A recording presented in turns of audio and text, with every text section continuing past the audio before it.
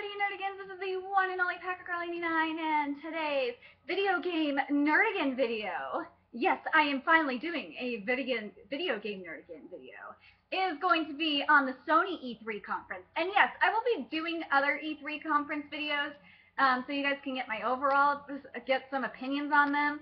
I'm mainly going to do the Sony, Nintendo, and Square Enix ones. I might touch, because if you guys watched the Anime 3000 E3 podcast that I was on yesterday, I gave my opinion on Bethesda. I gave my opinion on the PC podcast. And EA, yeah, I might do EA and Ubisoft in one video too. Why the fuck not? I gave most of my opinions on EA. But Square Enix, Sony, and Nintendo, I need to get my piece on about that. So anyway, let's start with Sony, because Sony was first. So Sony, I haven't decided about EA and Ubisoft yet. But Sony, oh my god. So I'm going to start off with The Last Guardian. The Last Guardian, I was squealing. And if you heard me say that, it was true. I was squealing and jumping for joy and crying tears of joy, and there's a reason behind this. When I saw The Last Guardian in 2008, 2009, I was in love with the game. The game looked beautiful. I wanted it. I wanted to cuddle with the Griffin. The Griffin looked adorable. And this one, like, the only thing I was thinking was, that did not look like the Griffin from the first preview, because I'm thinking about it now. I thought about it, like, the next day. I was like, that isn't the Griffin from the first Last Guardian trailer that I saw. It isn't, but it's still cute. It is really cute. It's still adorable. I think it's just as adorable. I kind of don't, I like that there's, I kind of wish it was just a full-on Griffin more than the part Griffin, part dog thing, but I think it's kind of innovative, too, that they went that route, and it's really cute and makes me want to cuddle with it, too. It's like, if it had, like, 2 more heads, it would have been like a Cerebrus Griffin. But, the thing that I wanted to point out with Last Guardian, and this is why, and I also wanted to say, that this was like, when I said, someone give me a PS4, like, seriously, I must have this game. I've been waiting for so fucking long. And, The Last Guardian is still alive. It's coming out in 2016. And, where is the thing I wanted to say? So basically what was happening with it is, it was in 2009. I knew it was 2008 or 2009. Yeah, it was 2009 because I was at GameStop at that time. And no, I was at GameStop in 2008 too. But yeah, it was 2009. And for the PS3, and since then the game has had a ton of delays and supposed cancellations, and some people assumed that it just would never come out. That's what I kept thinking too, but you know, like, I had faith. I had faith in The Last Guardian. It's been a trip, but here we are, and oh, the footage was beautiful. And Sony did what many gamers had hoped it would do for years, reintroduce The Last Guardian, the long-awaited title! Yeah! And, they're saying it looked unchanged, but I don't know, the creature kind of looked different to me. I don't know if I'm going crazy or what. Popo, what are you doing? Mini Popo, what are you doing? I'm sorry, I'm getting ready to do other book Nerdigan videos, because I just finished another book too, so after I'm done with some of my E3 videos, I'll be doing those. So what else did I want to say? Oh yeah, the gameplay demo also showed instances where the kid also helped the animal as well. Oh, that was so cute, with the commands with the kid and the animal. I was like, oh, that's so cute. I've been waiting forever for this game. I want it, I want it, I want it, I want it, I want it. That was my reaction the whole time. I swear to Kami and Arceus. The next one I want to talk about is Horizon New Dawn. Everybody is excited for Horizon New Dawn, and so am I. And the reason why I think everyone's excited for it, especially me, is one, we did not expect this from Guerrilla Games. And I have to say this right now. Microsoft, I think you learned this with Rareware, because you're letting Rareware do their thing now.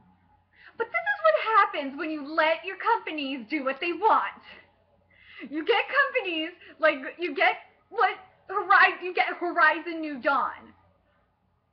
just imagine if Infinity Ward stayed with you and they did something other than, or wait, that was Activision. I'm thinking of the wrong company. Imagine if Bungie stayed with you and made Destiny with for you guys. I'm just saying. They probably wouldn't be having as many bugs if they stayed with you. They probably wouldn't, because Microsoft is pretty. I will give Microsoft this, as much as I don't like Xbox One because I don't like the controls. I gotta say this, that Microsoft software is like, because I have a Windows 8.1 computer, my mini Popo, which is being weird at the moment, and taking forever to turn on because it's doing updates. My mini Popo is a Windows 8.1 tablet, and my phone is a Windows 8 phone, and they will all soon be Windows 10. So I love my Microsoft, but I just don't like the controller, and I like my free internet. So yeah, I'm sorry, Microsoft, but you see what Rare is able to do, especially with Sea of Thieves. And look at Horizon New Dawn. Horizon New Dawn, basically, to me, and I was talking to my friend on Skype too. We were saying that it's kind, and I said it yesterday on the podcast. It kind of reminded me of a Zelda meets Final Fantasy kind of thing. But what I really liked about it was that it was so original. The story concept was original, and I said this yesterday. I understand if you take inspiration from other games and make it your own.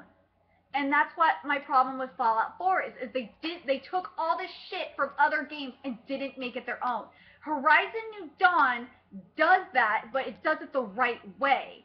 Like, for example, the Zelda aspect is the real time battle system with the bow, especially.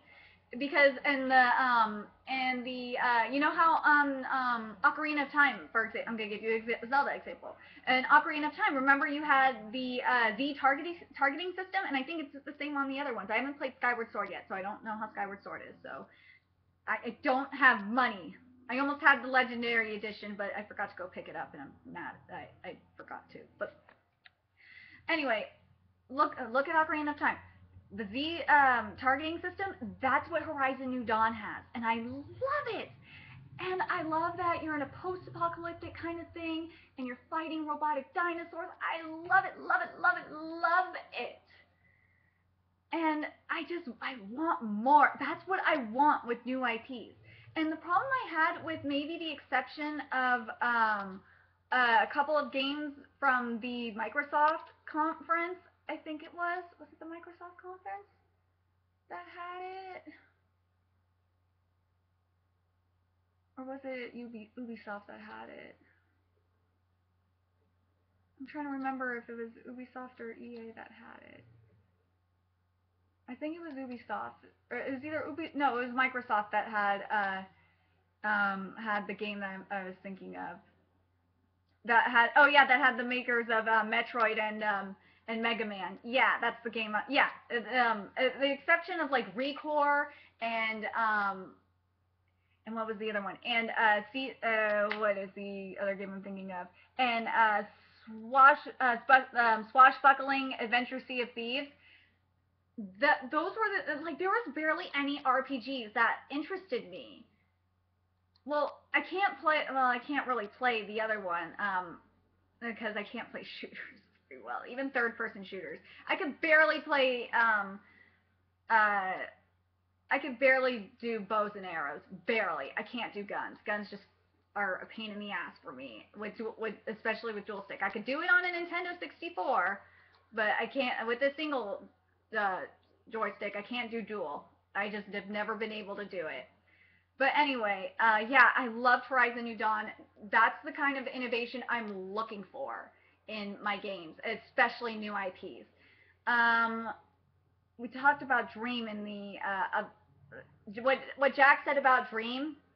Basically sums up what I thought about Dream too. And I gotta say this about Final Fantasy VII Remake. This is I did say this too, but I want to repeat it anyway.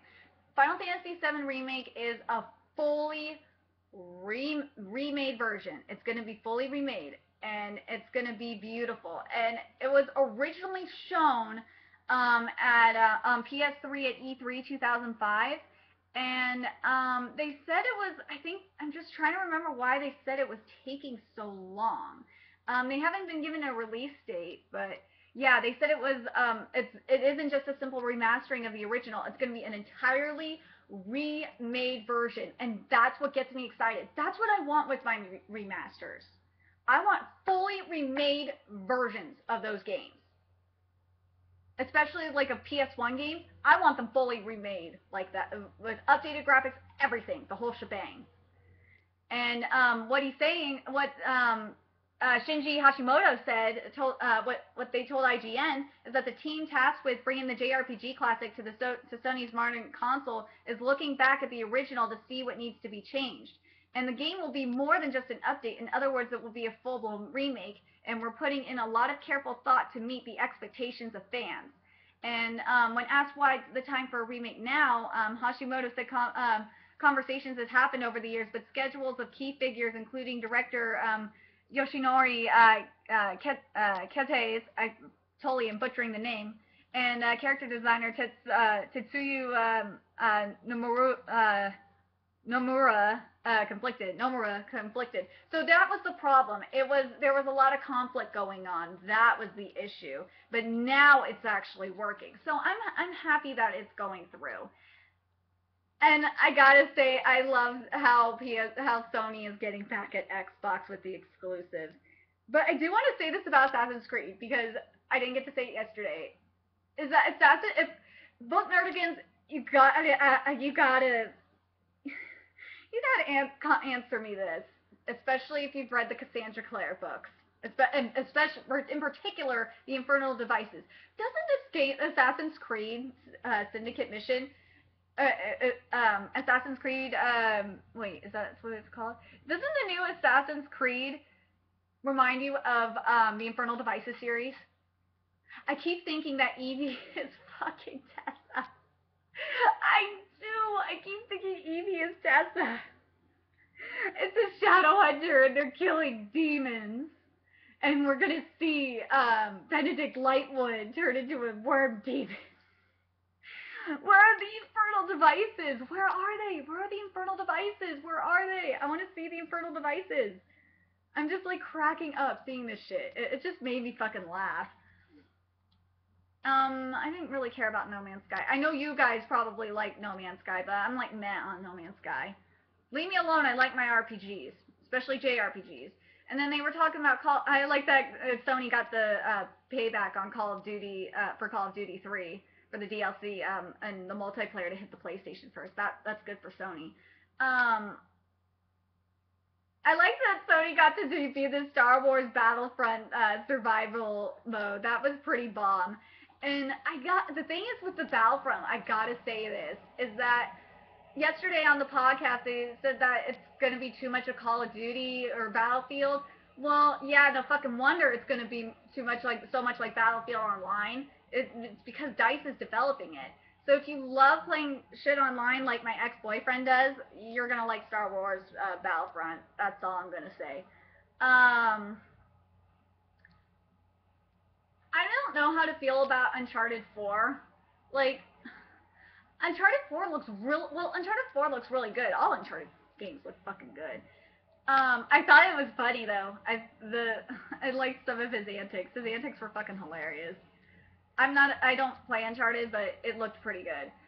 I like that. I don't know how to think of the PlayStation. I like the concept of the PlayStation View, and this is what I want to say. I want to talk about the PlayStation View, because this was mentioned at the conference, and no one's really talking about it. Come on, Mini Popo, hurry the fuck up.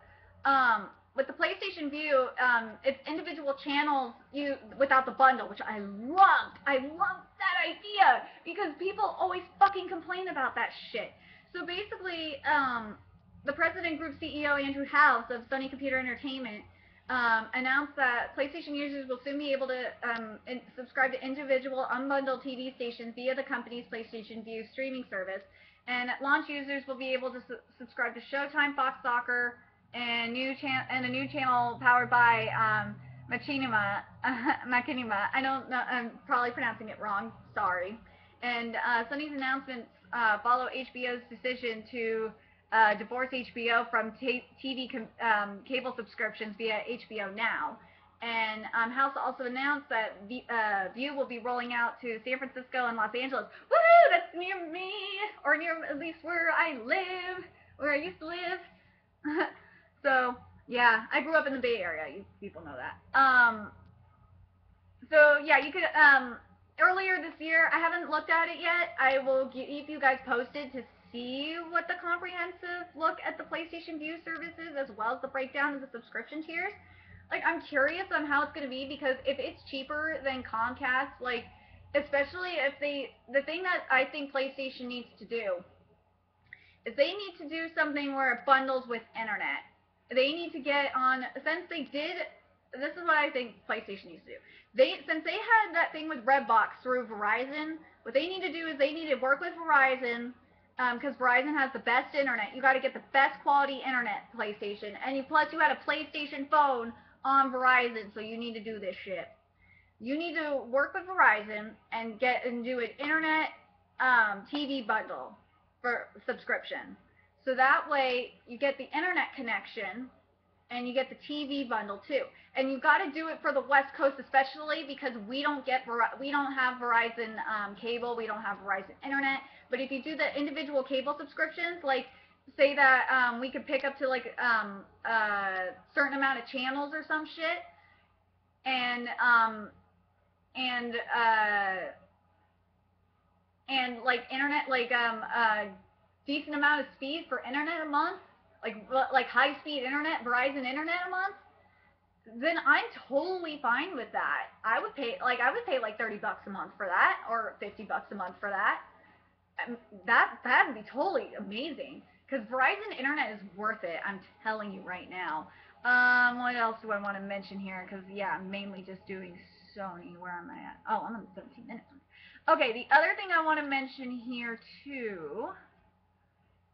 Oh yeah, the other thing that Sony is doing is you can actually now, this was post E3 that I found out about this, is that Sony actually said you can play your own video files on PlayStation 4. So now you can basically play, oh, this was before the E3 press conference, they announced it, I'm sorry.